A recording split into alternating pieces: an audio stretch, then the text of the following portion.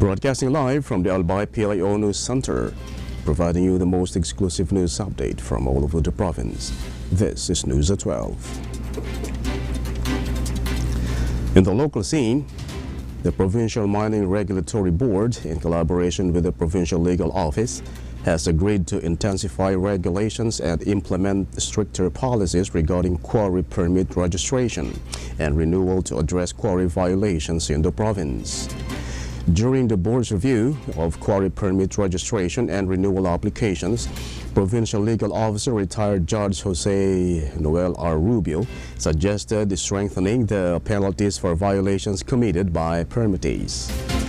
This discussion arose following updates presented by the multi-party monitoring team, which revealed that some permittees had over-extracted aggregates from their quarry sites, exceeding the allowable extraction volume outlined in the Geological Assessment Report, as verified by the PGA Environment and Natural Resources Office.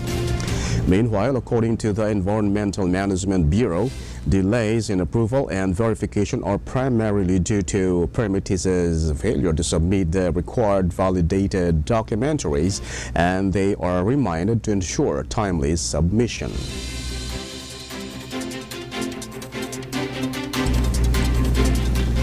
In other story, the Agricultural Training Institute and the Albay Provincial Agricultural Office are strengthening their support for young farmers through youth internship programs.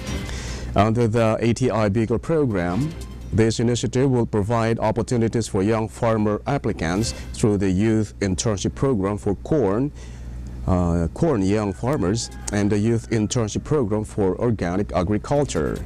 According to Grace B. Tiano, Albay Provincial Agricultural Office focal person, during a consultative meeting for the learning site for agriculture and farmers as a school, the youth internship program aimed to equip young farmers with advanced agricultural technologies in collaboration with Japan, Taiwan, and Korea. The annual also added that by adopting these innovations to the Philippine setting, they can help modernize local agriculture and improve farming practices. Through this initiative, the young farmers will gain valuable skills and hands-on experience, which they can use to uplift the agricultural sector in their communities.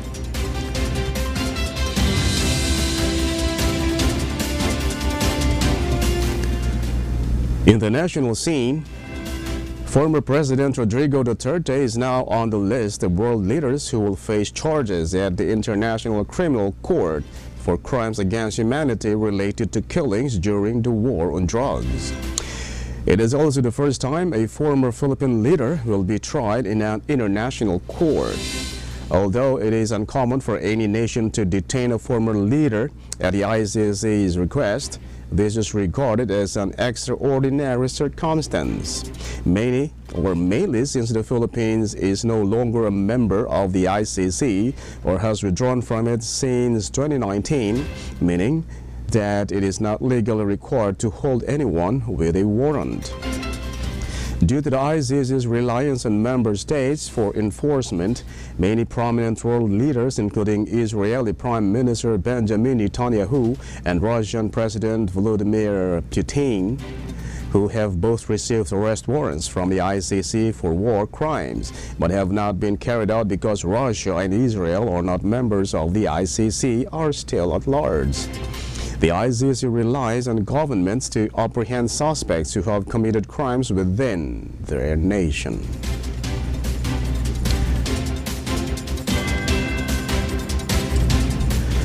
In other story, Assistant Majority Leader Pami Zamora of Taguig City, Jay Kungun of Zambales, and Jill Bungalon of Ako Bicol Party List jointly stressed that the implementation of the ICC warrant also proves that justice will always catch up to those who commit grave crimes. They emphasized that it would be detrimental to the Filipino people to protect Duterte from responsibility. The Young Guns members also deny suggestions that the ICC arrest warrant resulted from the political maneuverings. As the Duterte war on drugs was being implemented, the politicians pledged to continue fighting for justice for the victims of extrajudicial executions.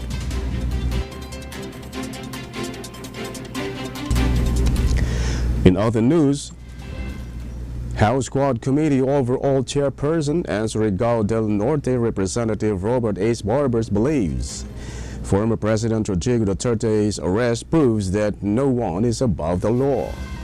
According to Barbers, the families of thousands of people killed extrajudicially under the previous administration's war on drugs campaign will mark as a significant milestone with Duterte's arrest.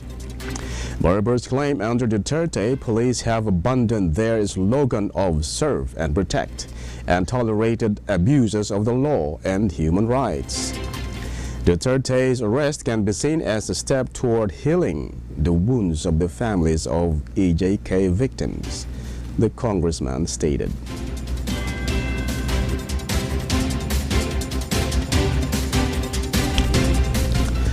And in the news outside the country, U.S. President Donald Trump is likely to speak to President Vladimir Putin this week after Ukraine endorsed an American proposal for a ceasefire and talks with Russia to end its invasion.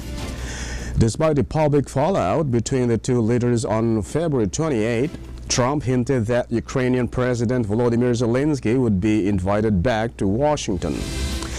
UK Prime Minister Keir Starmer referred to the lengthy negotiations between U.S. and Ukrainian officials in Saudi Arabia. Washington agreed to resume intelligence sharing with Kiev and proposed a 30-day truce with Moscow as a remarkable breakthrough.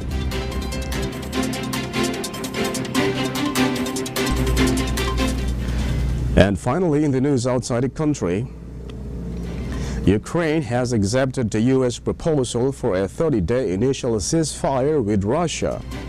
This resulted from a discussion between U.S. and Ukrainian officials in Saudi Arabia.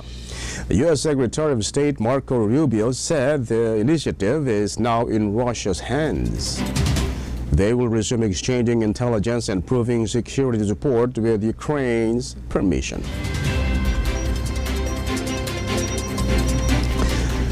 And that's all for the news at 12, March 13, 2025. We'll be back tomorrow for more news updates. And thanks to our news writer, LJ Lurejo and Dan Roquion. And on the technical side, Tad Bobis.